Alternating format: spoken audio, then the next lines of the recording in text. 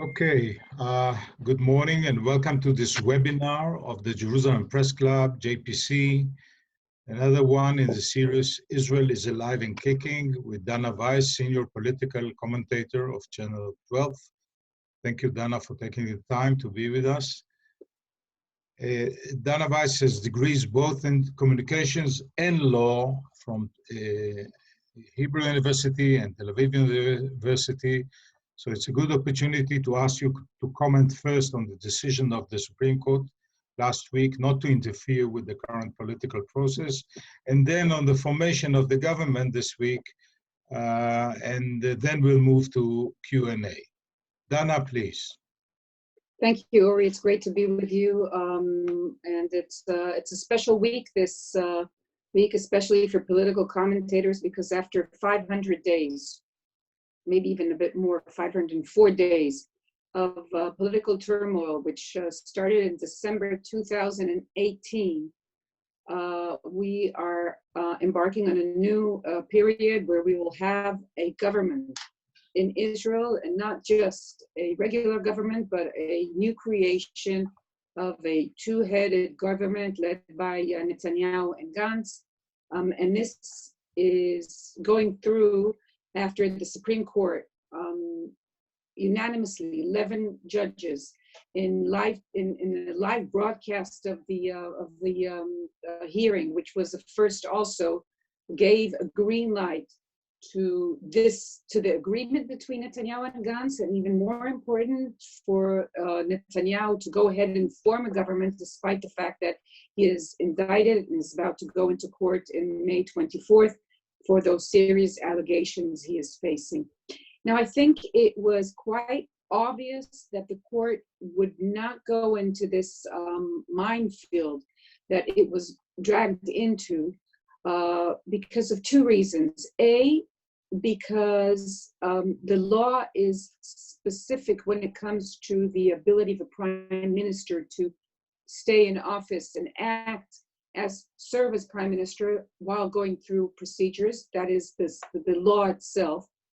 And the second thing is, it was quite clear that the issue of the agreement between Blue and White and Netanyahu was premature, and that would be the legal hook for not intervening. But also, I think the judges understood that this is really a political landmine, and the place for it to be resolved is not in court, but rather in the political arena and by the public. And if you say that, and you look at the fact that despite 3 elections, we now have a unity government where side by side will be sitting 2 people who said, the worst things about each other. Netanyahu said that Gantz was basically incapable, as we say in our slang, not cooked, mentally disabled.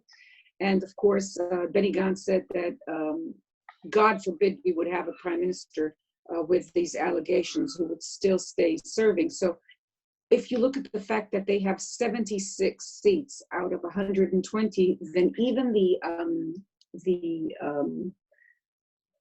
public argument fades away because every poll done by Blue and White and by other outlets serving this unity government, or this whatever kind of government you want to call it, because it's not really going to be a unity government, there was a vast majority of Israelis who were supporting this move from the right, of course, but also from the Blue and White voters. So there was also a consensus around this government. So the court was very smart in not giving the politicians any excuse to bash them, to try and undermine their power, which has been on the agenda of the right wing throughout these past years. The surprising thing for me was that it was unanimous. I thought that there would be some judges who would want to try and set a precedent there, but the fact that it was led by the Supreme Justice, the head of the Supreme Justice Court, Esther Chayut, who did a marvelous job. It was 2 days of hearing live on air, nothing that could make a headline except the fact that she's watching primetime shows, and that was a big issue. So I was surprised by the fact it was unanimous, but once the Attorney General told the court that he doesn't,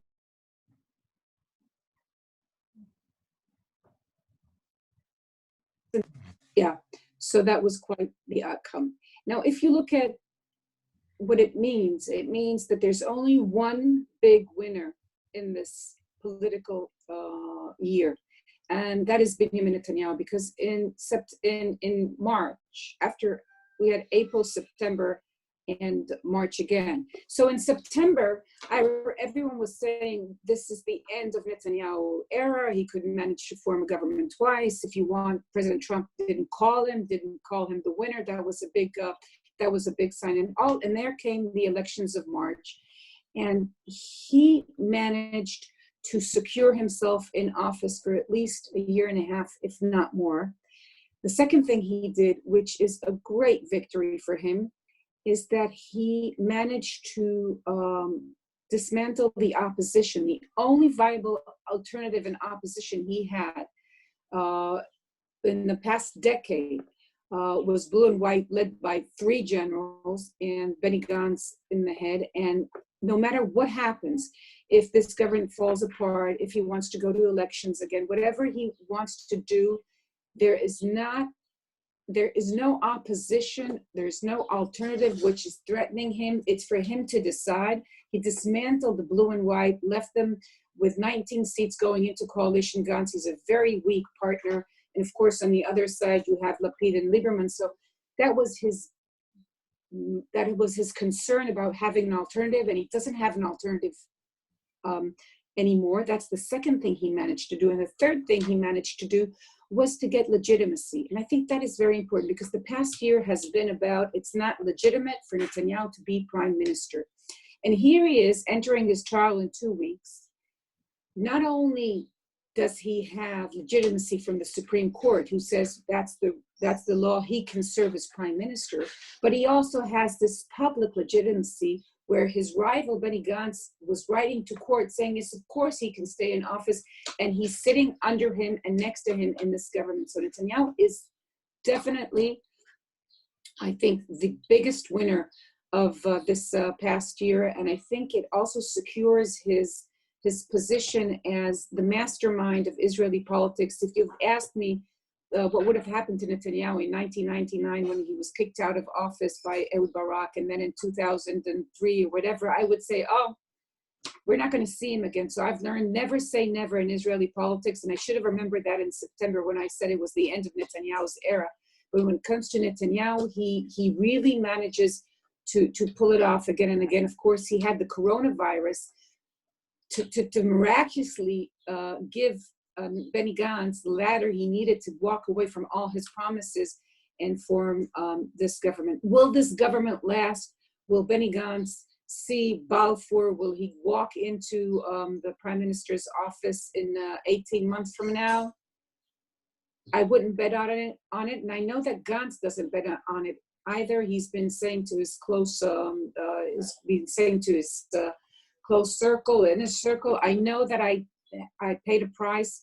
I thought it was the right thing to do to Israel. I don't think we can go to another round of elections. And even if I will have to pay a personal political price, then I'll pay that price. I want to say something that we have to remember, that when Gantz walked into this a year and a half ago, he didn't even think about being prime minister. He wanted to be education minister. He wanted to join someone and be the defense minister. He didn't see himself as running for the premiership, and it just happened. And like all of his career, by the way, it's interesting to see his career. Things happen to Benny Gantz more than he does to get them. And here he found himself as the forefront runner against Benjamin Netanyahu. And I think for him personally, it's a relief that he doesn't have to take the keys and start being prime minister tomorrow morning. Having said that, you have Dana, what about his pledge to the million or more people who believe he's not going to do such a thing? Well, I think that is when you talk to Gantz about that, he says three things. He says there was no alternative, no real alternative. I couldn't have formed another government, and we couldn't have taken the country to a fourth round of election, especially with the coronavirus, et cetera, et cetera. The second thing he says that you will have to see, the proof is in the pudding. I can't convince you now, but after a couple of months, when you see the cooling effect of having our hands on the wheel and our foot on the brakes, you'll see what it means to have a center-right government versus a right-wing government with only Netanyahu, the right, and the ultra-religious. So he says you're going to have to wait to see what we do. And his third argument is that, again, the polls are with him. The public opinion is with him. Thinking about the economical crisis that we're going to face with the coronavirus, of course, no one would ever think of having elections now, except Prime Minister Netanyahu, because he knows he's going to gain in the elections. And he said there was no real alternative. And he says, I sacrificed myself for the country. I've done that in uniform. I'm willing to do that. In the political field, I think that maybe he had no choice, but the way they negotiated an agreement and the fact that he's going to be dragged away from all his principles because Netanyahu is a mastermind and he's a rookie is something that they will understand only in a couple of months. So the fact that he dismantled the alternative is something that I don't think they really understand. Two questions about the ruling of the Supreme Court. One, what were the concessions made by Netanyahu and Gantz to the Supreme Court? And the second question is this the last word from the Supreme Court, or they're going to deal with it again when things materialize? Well, they said they left the door open and said that they would deal with certain elements of the agreement once it's finalized and if people come back to court. But I think the important thing to see is that after those 2 days, and the fact that they only said they gave some remarks to both Netanyahu and Gantz, made them go back and come with a better solution. So we see that the power of the Supreme Court is still there. The public trust is there. It was enhanced with this live broadcast of these hearings, and still they have an impact on the players. Of course, they left the door open, and I think Netanyahu also has a clause in the agreement with Gantz that if in the coming 6 months the Supreme Court decides that this two-headed, they basically changed the system in Israel. We have one prime minister now. We have kind of a sitting prime minister and an alternative prime minister, and it's like a two-headed government. If someone attacks that, then the Supreme Court could and said that they might rule that out, and they were also very troubled with the fact that this agreement almost dismantles the opposition and the way the parliament works, and they said that they would look into that if needed. And Netanyahu, of course, made sure that he had half a year to walk away from the agreement if the Supreme Court decides, but Netanyahu will only decide if the polls stay with him, and that is, of course, a factor of how the economical crisis will play along. So what about the concessions or the changes that Gantz and Netanyahu had to do following the court's suggestions or recommendations? Well, the first thing is that they announced that they minimized the time that you can't go ahead with legislation unless it was Corona. But those aren't the big things. The big things that worry Netanyahu are the fact: are they going to rule out the two-headed government? Can Netanyahu? Because Netanyahu says, "I'm going to be 18 months prime minister. I can stay there by law and manage my trial."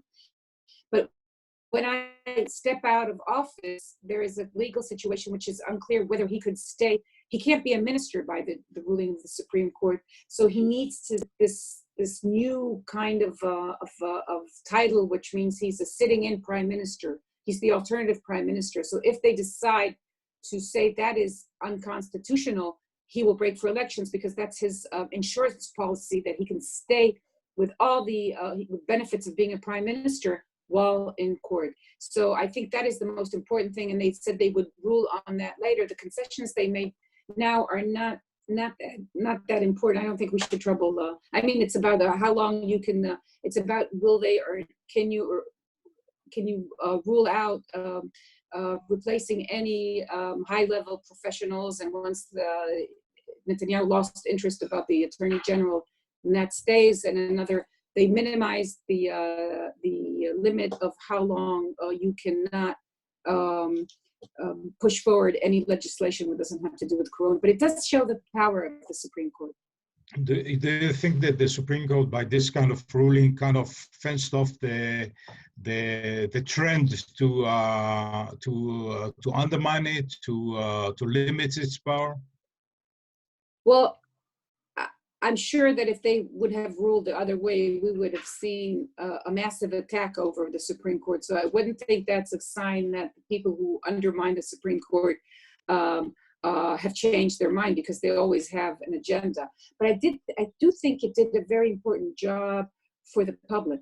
And I think we really have to give credit to the live broadcast. There was 1 million hits watching those long hours, and people saw that there were judges, they were human, they were very professional, they were very correct, they were very focused. They didn't look for headlines, they didn't do it, it wasn't interesting in the way that you would see it, a drama, TV drama. So I think for the public, it's hard to bash them now. It's harder to convince the mainstream Israelis that they're this elite leftist clan who's out to get Netanyahu. So I think that's a big important thing. Let's talk about the deal Gantz and Netanyahu worked out together, and part of it talks about the annexation stemming from the Trump deal. Why was it so important to put it in the agreement? And it was important. What's going to happen? What's going to happen with this? How is it going to play out, the whole annexation? Okay. I think it's going to be the next big thing on the agenda. Netanyahu wants the annexation for his legacy, and is not going to give up the annexation. And practically, he has the majority in the Knesset for annexation with Benny Gantz or without Benny Gantz. So again, Benny Gantz's reasoning is Gabi Ashkenazi, who's going to be the foreign minister, has said we're going to have one hand on the wheel, one hand on the brakes when it comes to annexation. I think the key factor is not Ashkenazi, not Gantz, but of course the U.S. administration. We see that Secretary Pompeo is coming over on Wednesday. He's not coming over solely to deal about, it's not going to be the main issue, the annexation, because the paperwork isn't ready. Of course, he's going to come to deal about Iran and China, because Israel is very worried about Iran still continuing its aggression in the region. I think that it's not going to be the full annexation Netanyahu wants and has promised his voters and his constituency, but if there is going to be some kind of annexation, and I think there is, if you follow the administration, we had this interview of the Ambassador Friedman in Israel Hayom where he laid out his plan. We haven't heard from the other branch in the White House, Jared Kushner, and I think Pompeo is here to try and see to try and see how far they can go. Of course, it's, we're going to have Europe, we're going to have Jordan, we're going to have the Arab countries in the region, if it's the Jordan Valley or whatever. I think they will start with the blocks for sure. There's going to be, I think it would be 10%. They're all talking about 10% of the West Bank. And of course, Israel's going to have to pay lip service about accepting the plan and the recognizing the possibility of a Palestinian state. But they're going to say, well, and they'll take what they can now and deal with the rest later. So we're going to see annexation for sure. There's a majority in the Knesset, and I think Gantz, there's a majority in the Israeli public for the blocks, for the settlement blocks, and I think Gantz is in no position whatsoever to start. This is going to happen in 3 months. He's just started. He's just settled in his office. Finally, he's the defense minister. He wants to make sure that he has enough time to show his public that it was worth walking away from his promises. So again, time is working for Prime Minister Netanyahu, right? So July is good for President Trump with his electorate in the coming elections in November, but it's also perfect for Netanyahu because Gantz is not going to break away or do anything that would jeopardize this partnership when he's just started. And this is something we're going to see with Gantz. It's like someone who's waiting for someone. We have a meeting at 1 and it's already 10 past 1 and 20 past 1. And you say, well, I'll wait just a little longer. Maybe he'll come. So Gantz is going to wait just a little longer. Maybe he can sit in Balfour and become prime minister. And on the way, I think he will see that he's going to pay a very heavy price about his principles are going to be grinded very, very, very thin in this wait for him to become prime minister. A word about Avigdor Lieberman. A while ago, he was considered to be the kingmaker, and now he's pushed aside. But as you said, never say never about Lieberman. What is your estimate? It's amazing. When we started back in December 18, we went to elections because Lieberman wouldn't follow his tradition of being the person who brought the majority to Prime Minister Netanyahu. I want to say very shortly about Lieberman, which is interesting. So Lieberman and Netanyahu go back a long way. Actually, they started together. Netanyahu met Lieberman, and he was a young Russian immigrant activist in the university. And then he met Netanyahu, and Netanyahu made him his chief of staff when he was first-time prime minister. And then, for some reason, after a while, they broke away, and Lieberman decided that he wants to be a player, not just an aide. And for many years, they worked side by side. Netanyahu had the right, and Lieberman brought the Russian immigrants to the right with 2 questions. Arthur Finkelstein, the known spin doctor, told them if you stick to those questions, you'll know how to make sure you stick to your base. There were 2 questions.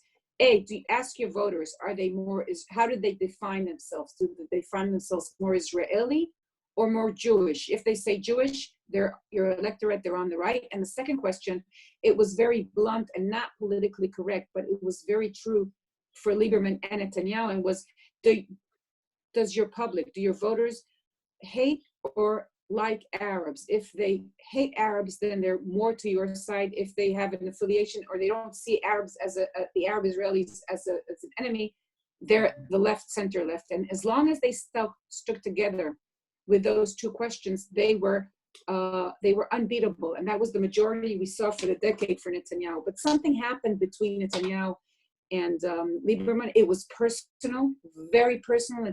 Lieberman was very offended by the way Netanyahu treated him as defense minister. And also Lieberman believes that Netanyahu started the investigations against him, which nearly cost him his freedom once again. So he doesn't forget. And he went after his children. And I remember in these elections, I gave a quote from Lieberman saying, if you go after my children, it's something that I don't forget, because he tried to start an investigation over his children. So it's personal. So what happened was that Lieberman in this year broke away from Netanyahu on the issue of Israeli Jewish. He identified that his voters, who are Russian immigrants, are having a hard time with the ultra-Orthodox rabbinite establishment in Israel, which, as you know, really dominates a personal life, marriage, burial, whatever.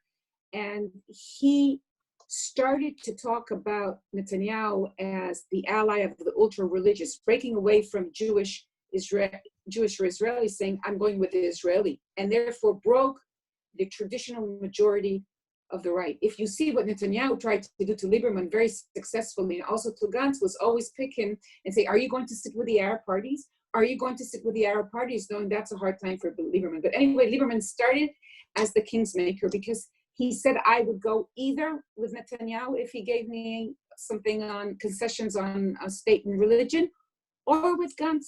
As long as he didn't make a choice, he was the kingsmaker. In the past elections, he decided to take a side. He took a side with Gantz against Netanyahu, and actually lost the game because he couldn't join the government with Gantz because he said Netanyahu it's really personal with him. And now he finds himself in the opposition. And what he's decided to do is to use this time to try and build himself as an alternative to Prime Minister Netanyahu, because he understands correctly that the next leader can't come from the center left. It's going to be someone from the right. He doesn't hold, he doesn't have high, he doesn't give Gantz much credit. He doesn't think he has leadership. He doesn't think he knows politics. He thinks he's going to be a phase and disappear. And he's going to use these years to try and build himself as the alternative once Gantz fails, and then the day after Netanyahu, or if he's going to face Netanyahu. But definitely, I don't think he imagined he would be in this situation. It's very difficult to prophesy, especially about the future. But do you see a realignment of the political scene, like a Jewish Arab party? Where do all the disappointees of Gantz go? All kind of reshuffling of the political scene? I think the coronavirus put in front our medical teams in our hospitals. And in the hospitals in Israel is a miracle, because there's no place in the Middle East, not one single place in the Middle East, where you can walk into a building and find side by side Arabs, Jews, Christians, Muslims working together, hospitals led by Arab doctors, working alongside with Jewish doctors, nurses. So this kind of coexistence was very much appreciated in the coronavirus in the past couple of months. Also, you saw that the Arab villages and Arab communities welcomed into them the help of the IDF, because it was coming through the tackling of the coronavirus. So there's an opportunity, a civil opportunity for this partnership. But as long as we have a right-wing government, and as long as we have a majority of right-wing, I'm frustrated and sad to say that it's going to be hard to see it translate and also into legitimate political partnership. But I think we have a very interesting new superstar, a leader called Ayman Uda, the leader of the Joint Arab List, who is really challenging and making a difference in the way that if Israelis, the Jewish Israelis, see the Arab Israelis. And also, if you look at the recent poll, most of the Arab Israelis want to belong, feel very much affiliated with Israel, feel a part and want to be a part of this entity. So I think there's a big opportunity there. Personally, I think it's the only real solution for Israel. I always say we should talk about a startup nation for all its citizens, where equality is not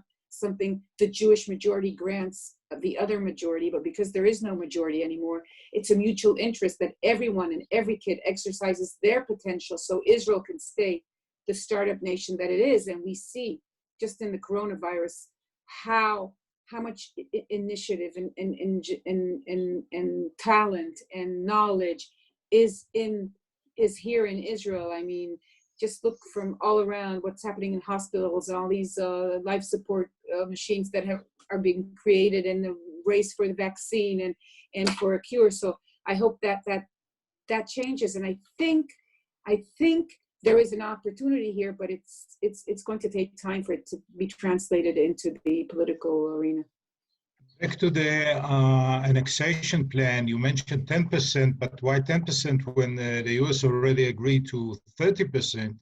And will the Jordan Valley annexation become a priority?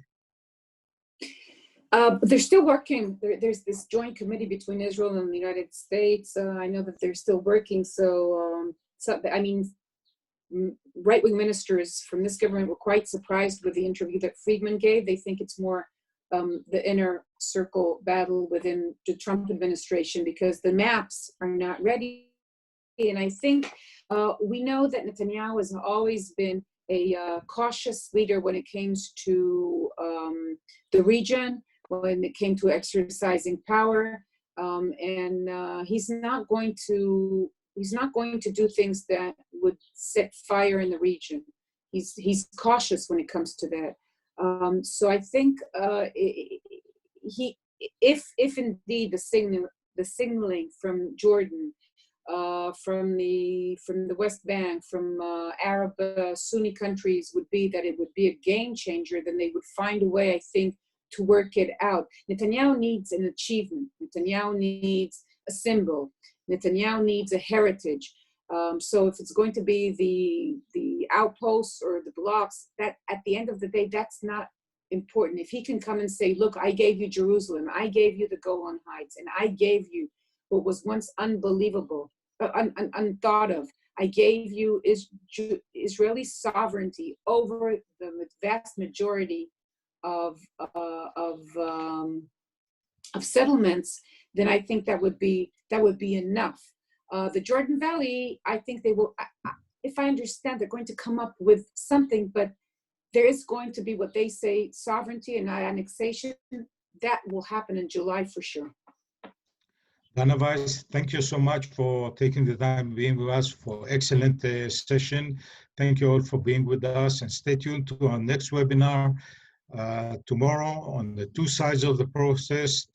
First with Orly Bar-Lev at 2 p.m. and then with Professor Talia Einhorn at 4 p.m. Thank you and bye. good. Good week. Bye-bye.